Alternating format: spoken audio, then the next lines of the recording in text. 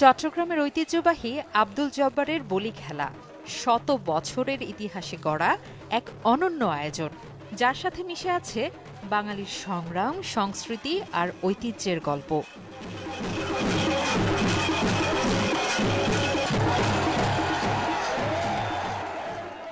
ঐতিহাসিক লালদীঘি ময়দান ঘিরে বসে এই আসর, যেখানে শক্তি, কৌশল আর সাহসের লড়াইয়ে মুখোমুখি হন দেশের বিভিন্ন প্রান্ত থেকে আসা বলিরা।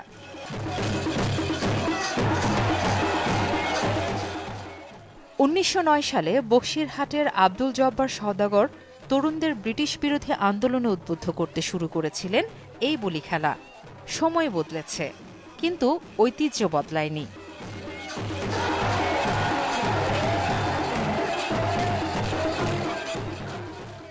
লালদীঘি মাঠ জুড়ে বসে বৈশাখী মেলা। বলি খেলাকে ঘিরে পুরো এলাকা পরিণত হয় উৎসবের নগরীতে, যেখানে গ্রামীণ জীবনের রঙিন ছোঁয়া মেলে প্রতিটি কোণায়। এ মেলা চট্টগ্রামের সবচেয়ে বড় লোকজ উৎসব হিসেবে পরিচিত। প্রতি বছর এই মেলা ৩ দিনব্যাপী হলেও এবার তা সীমিত হয়ে ২ দিনের আয়োজনে অনুষ্ঠিত হচ্ছে।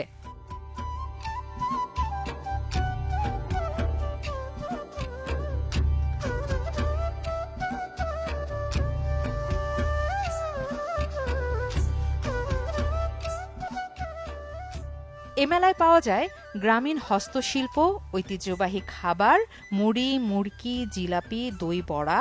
আরও থাকে বাচ্চাদের খেলনা, গয়নাগাটি, তালপাতার পাখা, বেতের মোড়া, শীতল পাটি ও নানান প্রয়োজনীয় সামগ্রী।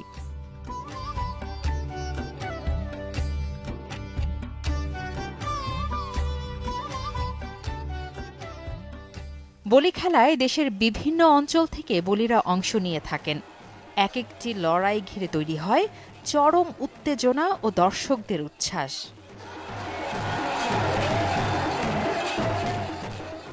গত আসরে চ্যাম্পিয়ন হয়েছিলেন কুমিল্লার বাঘা শরীফ। তিনি টানা ২ বার শিরোপা জিতে নিজের আধিপত্য বজায় রাখেন। ফাইনালে তিনি পরাজিত করেন কুমিল্লা সদরের রাশেদ বলিকে।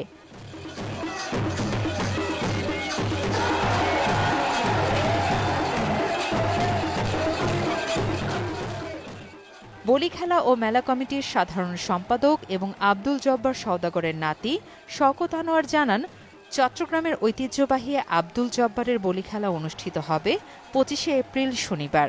১১৭তম আসর বসবে ঐতিহাসিক লালদীঘি মাঠে। ইতোমধ্যে বহু বলি অংশগ্রহণের জন্য নিবন্ধন সম্পন্ন করেছেন। ২ দিনব্যাপী এই বর্ণাঢ্য আয়োজন সুষ্ঠুভাবে সম্পন্ন করতে নেওয়া হয়েছে নানা প্রস্তুতি।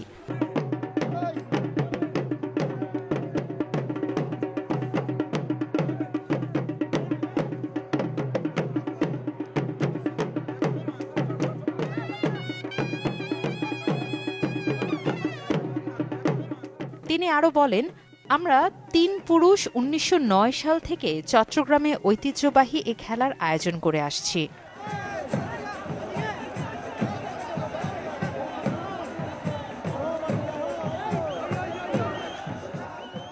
প্রজন্মের পর প্রজন্ম ধরে আয়োজিত এই বলি খেলা আজও চট্টগ্রামের সংস্কৃতির এক জীবন্ত প্রতিচ্ছবি হয়ে রয়েছে।